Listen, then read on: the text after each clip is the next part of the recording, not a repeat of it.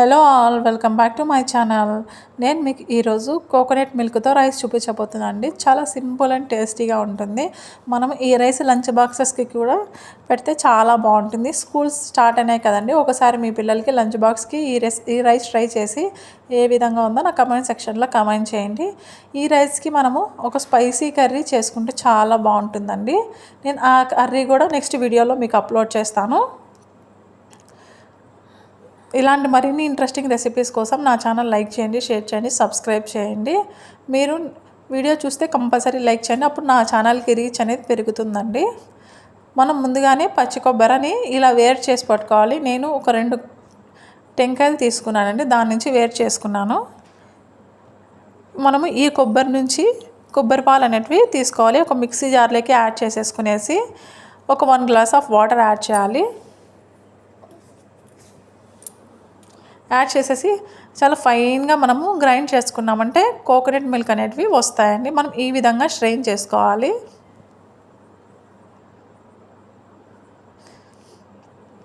Same మనము ఈ పిప్పిని మళ్ళీ వేసుకోవచ్చండి మిక్సీకి, మళ్ళీ కూడా కోకోనట్ మిల్క్ అనేటివి వస్తాయి. కానీ నేను ఒకసారి మాత్రమే మిక్సీకి వేసి ఆ మిల్క్ తీసాను. ఈ మిల్క్తోనే టేస్ట్ అనేది చాలా బాగుంటుంది. ఫస్ట్ ఎక్స్ట్రాక్ట్ నుంచి వచ్చిన మిల్క్తో పలావ్ అనేది చాలా టేస్టీగా ఉంటుంది. సేమ్ మనం నార్మల్ రైస్కి ఏ విధంగా మెజర్మెంట్ తీసుకుంటామో వాటర్, కోకోనట్ మిల్క్ కూడా అదే విధంగా తీసుకోవాలండి. నేనైతే 1 కప్ ఆఫ్ రైస్కి 2.5 గ్లాసెస్ ఆఫ్ మిల్క్ తీసుకున్నాను. నెక్స్ట్ ఒక ప్యాన్ పెట్టుకునేసి హీట్ అయిన తర్వాత 4 టేబుల్ స్పూన్స్ ఆయిల్ యాడ్ చేసుకోవాలి.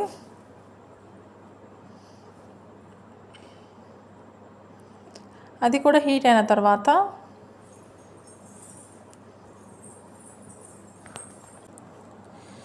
మసాలా దినుసులు యాడ్ చేసుకోవాలి. బిర్యానీ ఆకు 2, ఒక మరాఠీ మొగ్గ, ఒక స్టార్ అనైస్, ఒక నల్ల యాలక, 2 చెక్క, ఒక లవంగం యాడ్ చేసి ఫ్రై చేసుకోవాలండి. దీనికి మసాలాస్ అనేవి చాలా మైల్డ్గా ఉండాలి, అప్పుడే మనకి చాలా టేస్టీగా ఉంటుంది.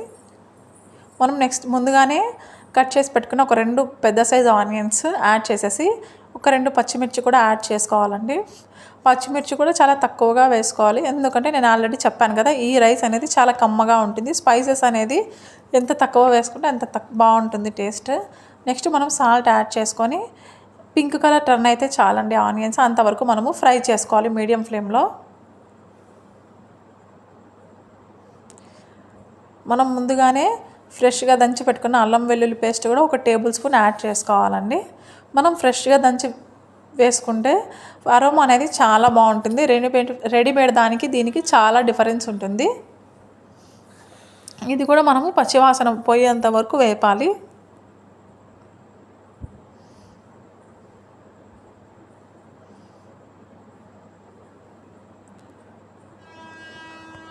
ఇలా మనకు ఫ్రై అయిన తర్వాత మనం ఈ స్టేజ్లో కోకోనట్ మిల్క్ అనేది యాడ్ చేసుకోవాలండి. నేను ఈ కప్తో రైస్ తీసుకున్నాను. 1 కప్ రైస్కి 2.5 గ్లాస్ మిల్క్ తీసుకోవాలి, కోకోనట్ మిల్క్.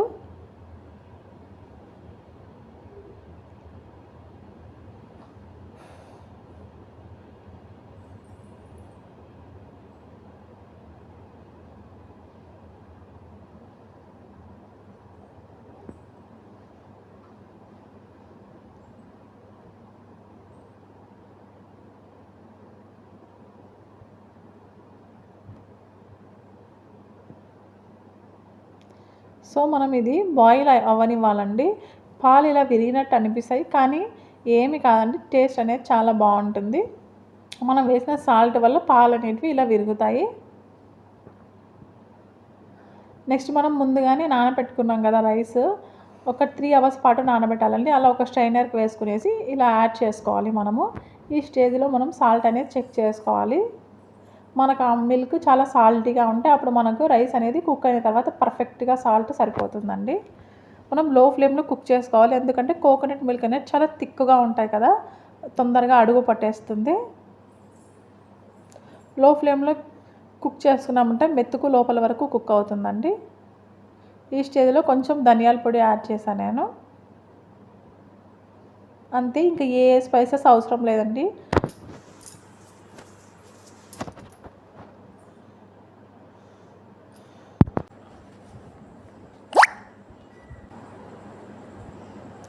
మనం ఇలా బాయిల్ అయిన తర్వాత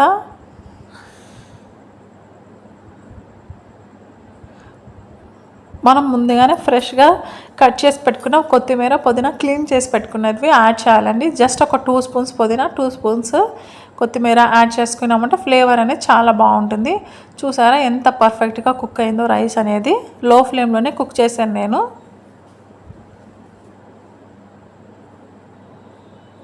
అంతే అండి. Thank you.